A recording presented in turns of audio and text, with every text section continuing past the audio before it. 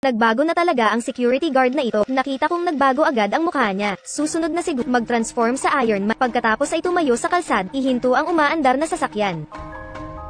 Sino yan? Anong ginagawa mo? Ano ba yung suot mo? Umalis ka, lumayo ka, bingi ka ba?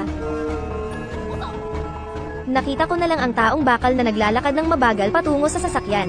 Gamitin ang iyong kamay upang basagin ang bintana ng kot, pagkatapos ay diretso niyang hinayla palabas ang lalaking driver. Itapon siya ng libo-libong milya ang layo. Huwag kalimutang i-flip ang kotse sa lupa, at sa sandaling ito, dumating si Spider-Man sa pinangyarihan ng krimen. Bitag siya ng spiderweb. Inilagay ni na Ice at Fire ang kanilang kapangyarihan sa mga balikat ng taong bakal. Ngunit dahan-daang ginamit ng taong bakal ang kanyang 10 metro ang layo ng dalawa sa kanila. Pagkatapos ay malakas na hinayla ng taong bakal. Hinayla ang Spider-Man at kumain ng malakas na kamao. Diretsyong bumagsak sa lupa. Sa oras na ito, isang Taoist monghe ang dumating na nakasakay sa bisikleta. Ang ganda rin niyang lumipat. Inilabas niya ang anteng-anteng at binigkas ang spell. Sa wakas, idikit ito sa ulo ng taong bakal. Nang maisip ng nalilitong Taoist na nalutas na niya ang problema, makalipas ang isang sa wakas, natakot ang Taoist kaya sumakay siya sa kanyang bisikleta at tumakbo palayo.